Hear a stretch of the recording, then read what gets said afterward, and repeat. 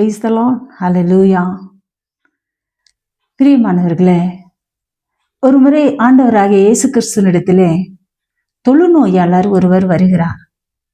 ஆண்டவரே, உமக்கு சித்தமானால் எனது நோயை நீர் குணமாக்கும் என்று சொல்லி அவர் ஆண்டவரை பார்த்து கேட்கிறார். வேதத்திலே மார்க்கு நற்செய்தி 1ஆம் அதிகாரம் 40வது இறை வார்த்தையிலே நாம் இப்படியாக வாசிக்கிறோம். நீர் விரும்பினால் எனது நோயை நீக்க உம்மால் முடியும் என்று முழந்தாள் படியிட்டு வேண்டிக் கொண்டார். நீர் விரும்பினால், ஆண்டவரே, என் நோய் நீங்குவது உமக்கு விருப்பமானால் என்னை குணமாக்கும் என்று சொல்லுகிறார். இந்த நாளிலே நாம் ஜெபிக்கும் பொழுது எத்தனை பேர் ஆண்டவருடைய விருப்பத்தை கேட்கிறோம்? இல்ல, என்னுடைய விருப்பம் நிறைவேறணும், நான் நினைக்கிறது நடக்கணும், நான் சொல்றத நீங்க நிறைவேற்றி கொடுங்கன்னு சொல்லி கேட்கிறோமா? இல்ல, எல்லா காரியத்திலும் ஆண்டவரே நீங்க விரும்புகிறது என் வாழ்க்கையில நடக்கணும்னு சொல்லி கேட்கிறோமா? ஒரு விஷயம் நாம் சிந்தித்து பார்ப்போம். ஏனென்று சொன்னால், நிறைய நேரத்துல நாம என்னுடைய மகள் இந்த காலேஜில் தான் படிக்கணும், என்னுடைய விருப்பம், அதை நிறைவேற்றி கொடுங்க. என்னுடைய மகனுக்கு இப்படிப்பட்ட ஒரு பொண்ணு தான் கிடைக்கணும் அப்படின்னு சொல்லி என் விருப்பத்தை நிறைவேற்றி கொடுங்கன்னு சொல்லி நாம் கேட்கிறவர்களா இருக்கிறோம்.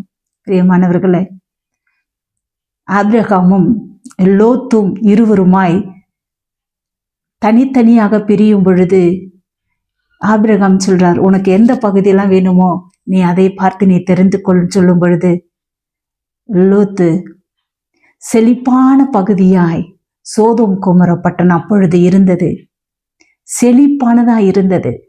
அவருக்கு அவர் அதை தெரிந்து கொண்டார். ஆனா பின்னாடி அதுதான் அழிக்கப்பட்டது அக்கினினால.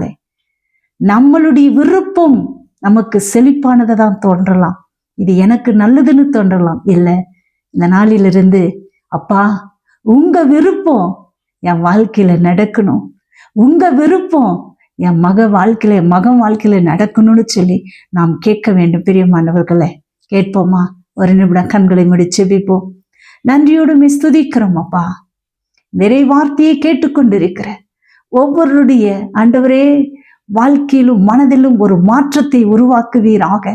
இதுவரைக்கும் என்னுடைய விருப்பம் நிறைவேற வேண்டும் என்று சொல்லுகிற அந்த ஆண்டவரே காரியங்களை எடுத்து போட்டு, இயேசுவே உமது விருப்பம் என் வாழ்க்கையில நடக்க வேண்டும் என்று ஜெபிக்கக்கூடிய அந்த இருதயத்தை ஒவ்வொருவருக்கும் தருவீராக. நீர் அப்படியே செய்வதற்காய் நன்றி. இயேசுவின் நாமத்தில் ஜெபிக்கிறோம் பிதாவே, ஆமென்.